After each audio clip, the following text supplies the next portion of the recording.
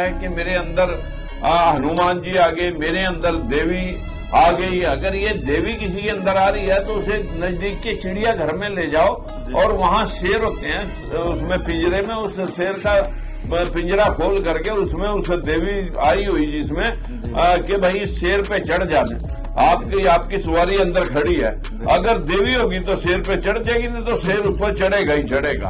और अगर ऐसे ही किसी के अंदर अनुमान आ रहा तो उसे नजदीक के सभी को नमस्कार साथियों, मैं प्रशांत बौद्ध। और साथियों आज हमारे साथ खास मेहमान हैं राजकुमार सैनी जी, जो कि मेंबर ऑफ पार्लियामेंट हैं एंड एक्स मिनिस्टर हैं। सर सबसे पहले स्वागत है हमारे दर्शकों के सामने। नमस्कार मित्रों। तो सर सबसे पहले मेरा आपसे एक सवाल ये है, क्योंकि आप एक मिनिस्टर रहे हैं और मंत्री पद पर रहे हैं, तो हमारे देश में आज बहुजन समाज जो है वो बहुत पीछे हालातों में है। और कहीं ना कहीं मुझे ऐसा लगता है पर्सनली कि उनको उस हालात में रखे रहने का जो सबसे बड़ा श्रेय है वो इन बाबाओं का है। जो बाबा आप देखते होंगे आज प्रवचन के दौरान वो बाबा लोग हमारे लोगों को तंत्र मंत्र टोने टोटके और कि आपको अमीर होना है तो ये करो, पास होना है तो शिवलिंग पे दूध चढ़ाओ, और ये बाबा लोग जो इस तरीके की चीजें बता रहे हैं, तो क्या इससे हमारा बहुजन समाज का भला हो जाएगा? सबसे पहले तो मैं सभी दर्शकों को नमस्कार करते हुए आपसे भी रूबरू होकर के एक बात कहना चाहता हूं मित्रों, कि जब से ये पुर्जा, इसकी उम्र अभी मोबाइल की उम्र है 12 साल, 2010 में पुर्जा आया और 2010, 11, 12 के अंदर जब इसकी 10 साल की, अभी 12 साल की उम्र है, और जब ये 25 साल का पूरा जवान हो जाएगा मोबाइल, तो ये सारे बाबे जो अभी तक कुछ सड़कों पे फिरते घिरते दिखाई देते हैं, गलियों में टोने टोटके करते हुए दिखाई देते हैं, ये पूरे के पूरे सब के सब जेल में होंगे। अब से पहले आपको मालूम होगा इस फोन के आने से पहले तक हर 10 साल में कोई ना कोई अवतार, भगवान का अवतार पैदा हो जाता था। लेकिन जिस दिन से ये फोन आया, एक एक मिनट की खबर पूरे वर्ल्ड में चली जाती है। ये बाबाओं की कोई फैमिली प्लानिंग नहीं होगी इन बाबाओं की। जो इनके काले कारनामे को कृत्या थे, जो देवदासियां रखी हुई थी इन लोगों ने, उनके साथ जो जिस प्रकार का ये आचरण बरतते थे, उन्हीं की वजह से मैक्सिमम बाबे, चाहे वो मतलब धन वाले हैं, चाहे मन वाले हैं, चाहे सतपाल जी महाराज हैं, चाहे बापू जी आसाराम हैं, चाहे नारायण स्वामी जी हैं, चाहे नित्यानंद जी हैं, और ये अभी और 2, 4, 10 कथावाचक जो घूम रहे हैं, जो लोगों को मूर्ख बना रहे हैं कथाओं के नाम पर, ये सारे के सारे 10 साल के अंदर अंदर मैं आपको दिखा दूंगा मित्रों, ये सब जेल के अंदर होंगे, क्योंकि बहुत झूठ परोस लिया इन लोगों ने जी। इतना झूठ परोस दिया कि जो मानवीय हालात हैं इतने दयनीय हो चुके हैं अंधविश्वास की जगह से। मैंने एक बार दिल्ली में ही पिछले साल 11 लोगों ने फांसी लगा ली थी बाबाओं के चक्कर में, एक ही घर के। और ऐसी अनेकों षड्यंत्र हर रोज होते हैं अंधविश्वास के नाम पर। लेकिन जैसे ही ये मोबाइल अस्तित्व में आया मित्रों, यहाँ की बात आज पूरा देश सुन रहा है। मैं जो बोल रहा हूँ आप उसको फॉलो करो। ये बाबा कुछ नहीं है, ये सब पाखंडी लोग हैं जो धर्म के नाम पर धंधा कर रहे हैं, और हमारे भोले भाले उन लोगों को जो आस्था के नाम पर लूटा जाता है, धर्म के नाम पर लूटा जाता है, स्वर्ग और नरक के नाम पर लूटा जाता है, तीर्थ और पूजा पाठ और उपवास के नाम पर लूटा जाता है। ऐसी व्यवस्था जो है ना बहुत ज्यादा देर चलेगी नहीं। देखिए गौतम बुद्ध ने कहा था कि कोई भी बात आप तब मानो चाहे वो किसी बड़े आदमी ने कही, किसी संत महात्मा ने कही, किसी शास्त्र में लिखी हुई, अगर वो आपकी बुद्धि की कसौटी के ऊपर खरी लगे। क्या मैंने आप पीछे भी कहा आपको कि क्या 10 सिरों वाले व्यक्ति होते हैं? क्या मैल से बच्चे बन सकते हैं? कुशा से बच्चे बन सकते हैं? क्या झाड़ फूक से जो लोगों में करंट आता है कि मेरे अंदर हनुमान जी आ गए, मेरे अंदर देवी आ गई, अगर ये देवी किसी के अंदर आ रही है तो उसे नजदीक के चिड़ियाघर में ले जाओ और वहां शेर होते हैं, उसमें पिंजरे में उस शेर का पिंजरा खोल करके उसमें उस देवी आई हुई जिसमें कि भाई शेर पे चढ़ जाने, आपकी सवारी अंदर खड़ी है, अगर देवी होगी तो शेर पे चढ़ जाएगी, नहीं तो शेर ऊपर चढ़ेगा ही चढ़ेगा। और अगर ऐसे ही किसी के अंदर अनुमान आ रहा तो उसे नजदीक के पहाड़ों के पास ले जाओ भाई, एक आधा पहाड़ जहां कटिंग चल रही है और ब्लास्टिंग चल रही है, वहां उसको कहो भी 2-4 पहाड़ इधर उधर कर दे, यहाँ सड़क बननी है। जो मित्रों इस प्रकार के अंधविश्वास से इस देश का सर्वनाश हुआ। मेरी आप सभी से हाथ जोड़ के विनती है, बाबा बाबा कुछ नहीं है, ये सिर्फ धंधे वाले लोग हैं, लोगों को गुलाम बना करके अपना धंधा करते हैं। और इन धंधेबाजों से बचें, क्योंकि इन लोगों ने धंधे करने के लिए आपको अंधे बना रखा है। जैसे अभी आपने बताया था शेरों वाली वाला एग्जाम्पल, तो इनके अंदर हनुमान जी की कृपा है, इनके ऊपर हनुमान जी की कृपा है। तो कृपा, एक इतने बड़े भगवान, शक्तिशाली भगवान की कृपा से ये सिर्फ छोटा सा काम कर रहे हैं कि किसी के दुख दर्द को बता रहे हैं और वो सीधा चीजें कर रहे हैं। मतलब इतने बड़े भगवान की कृपा है तो कोई बड़े काम नहीं करने चाहिए क्या?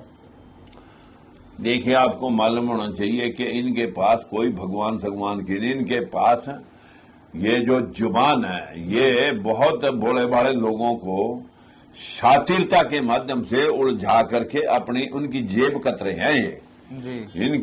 इनका इलाज 10 साल के अंदर अंदर जेल में होगा, इनकी कोई दो राय नहीं है। जहां लोग बाकी के बाबे बैठे, ये भी तैयार हैं, ये तैयारी कर रहे हैं, अपनी तैयारी कर रहे हैं बिल्कुल। क्योंकि जिस तरीके ये लोग बयान देते रहते हैं, जिस तरह की लोग चीजें करते हैं, वो कहीं ना कहीं इनकी जो है वहां जाने की तैयारी है। अच्छा सर, एक चीज और है, जैसे अभी लोगों में माता आती है और भगवान आते हैं और उसको दिखाया जाता है, कई जगहों के उदाहरण दिए जाते हैं कि देखो भगवान है, क्योंकि वहां पे बर्फ जो है पड़ती रहती है, पानी गिरता रहता है, ये होता है, मतलब ऐसे जो उदाहरण देते हैं। तो मैं उनसे एक बात पूछता हूं कि भाई अगर वो भगवान आए हैं माता में बन के, शेरों वाली बन के, या वही भोले बन के, तो क्या वो बस वो नाचने के लिए आते हैं क्या? अब तो जया किशोरी भी नाचने पर, जैसे राधे माँ आई थी वैसे उसने भी, ये जो सारे ये जो है ना भगवान के नाम की जो माला जपवाने हैं, ये सीधा सीधा धंधा है फ्रॉड का जी। अभी हमारे ही देश में है ये धंधा, बाहर जाके ये धंधा करके दिखाएं, बिल्कुल, तब तो इनका पता लग जाए कि ये हमारे वहां बाहर जाके भी ये हमारे ही लोगों को ठगते हैं, कोई अंग्रेज इनके पल्ले में नहीं आता। बिल्कुल बिल्कुल। इस देश में जब हनुमान ने सूर्य को निगला, बाहर के सैकड़ों कंट्रियों को पता ही नहीं लगा कि सूरज को कौन खा गया। अगर खा ही लिया था तो उसकी लेटरिन बनकर जाना चाहिए था बाहर मल में, तो वो दोबारा से आसमान में कहाँ आ गया। बिल्कुल। अगर कोई पूछे कि भाई कितना झूठ बोलोगे, तो उसकी कोई सीमा, कोई उसकी लिमिट होनी चाहिए थी। लेकिन यहाँ तो लोगों को बेसिर की बातें, बेसिर पैर की बातें सिखा करके लोगों ने इतना अंधविश्वासी बना दिया कि जैसे एक वो शक्तिमान सीरियल चला था, एक और चला था, पता नहीं कौन था, वो बच्चे अपने आप कितने सुसाइड करके उसमें वो भी शक्तिमान बनने लगे थे। यहाँ तो अरुण गोविल और दीपिका जो बन रही थी, राम सीता बने थे, उनके पैर पूजने लगे थे देश में। बिल्कुल बिल्कुल। यहाँ अंधविश्वास की कोई सीमा नहीं है। यहाँ पर तो साउथ के अंदर आज 80% बच्चों के बर्थ ऑपरेशन से हो रहे। ये नहीं कि किसी का नॉर्मली डिलीवरी बच्चा नहीं हो रहा, उनको किसी पंडित पुजारियों ने बता दिया कि इतने समय पर ये बच्चा जन्म लेना चाहिए, अगर नहीं ले रहा तो चीर फाड़ करके उसे निकाल के शीशे में लगा दो। अच्छा। यहाँ तक अंधविश्वास आ गया देश में। बिल्कुल बिल्कुल बिल्कुल। तो लेकिन कोई बात नहीं, देश आगे बढ़ रहा है, जैसे जैसे अवेयरनेस, जानकारी आगे बढ़ रही है, वैसे वैसे इस मोबाइल ने आज से मैं कह सकता हूं कि 5 साल के अंदर अंदर जी।